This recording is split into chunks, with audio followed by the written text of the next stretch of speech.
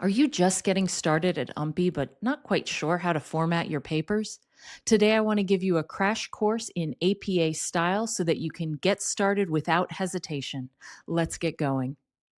Before I begin, I want to let you know that all of the formatting requirements that I'm covering here can be found on the APA's website. I've got a link on screen right here, and I'll have one at the end as well. The first thing we'll discuss are margins.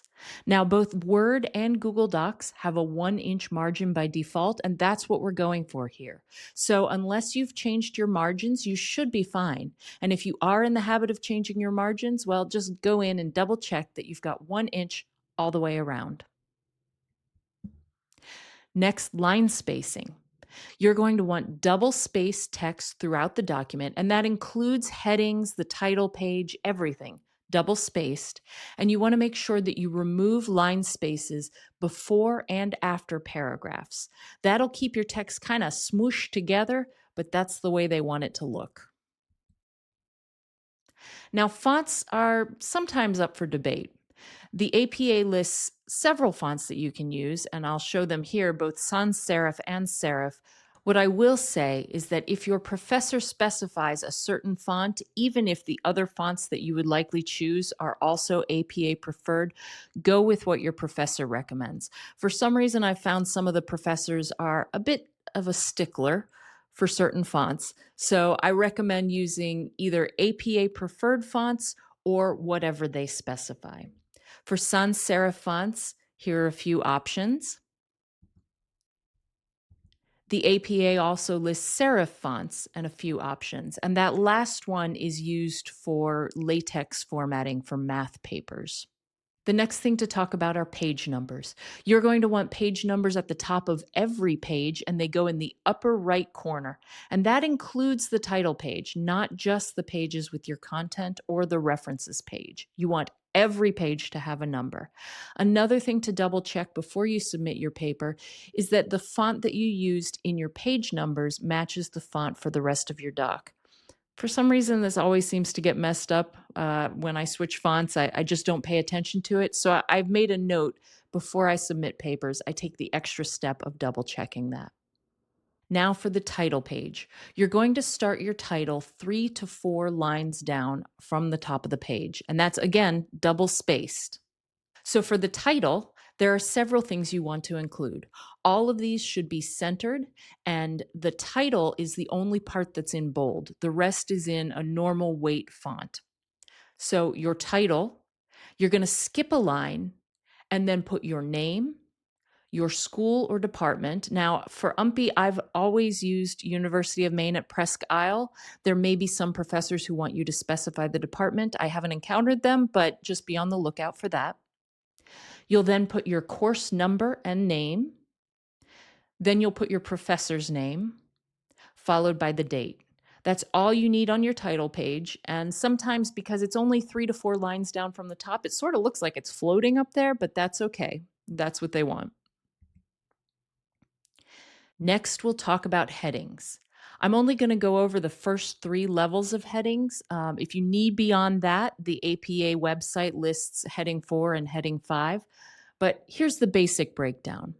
At the start of your paper, you'll repeat the title that you put on the title page. And that should be centered in a heading 1 style, so bold, centered, and not italicized. You'll start your introduction just below that. It's a regular paragraph, and regular paragraphs in APA style have just 1 tab indent. And your intro should not have its own heading. You shouldn't be writing introduction right below the title. You should just have the the paper title followed by the introductory paragraphs or paragraph. And then when you move into the next section, you'll do another heading 1. And again, that's centered, bold, and title case. Next, you follow by a paragraph or 2 or 3. For heading 2, if you need to divide that section into further subsections, you're going to move it all the way to the left. So heading 1 was centered. Heading 2, level 2, is over to the left. And then if you need to go to a level 3, it's still over to the left, but now it's italicized. So heading 1 centered, heading 2 to the left, heading 3 italicized. You're going to jump back to heading 1 for all the major subsections of your paper, including the conclusion. And unlike the introduction, you will have a heading for the conclusion. Only use those heading 2, 3, 4, and 5 if you need to break each section into further sections. Finally, the end of your paper should include a references page. Now, the references page is all alphabetical. All of your sources should be listed alphabetically, and it uses a hanging indent, which is a special indent you'll find in Google Docs and Word. It's where you would find the indentation options. It's specifically listed as a hanging indent, and that is 0.5 inches, half an inch. You're going to want to also include in-text citations. I'll do a separate video on citations, but for now, just know that you're going to be sprinkling in-text citations at the source of quotes and things where you're referencing other works, but then you need to be sure to include those sources in your references section at the end of the paper. Again, here's the APA website. I think it's an invaluable resource if you have any questions about formatting. I gave you just the basics, and this should be enough to get you through most of the papers that you need to do at UMPI. But if you get into those really nitty-gritty formatting details, their website is the ultimate resource and the ultimate authority. UMPI also has a writing center that can help you with your papers and formatting and questions like that if the APA website isn't getting you where you need to go. If you've got questions or tips on how to format your papers, please leave them in the comments.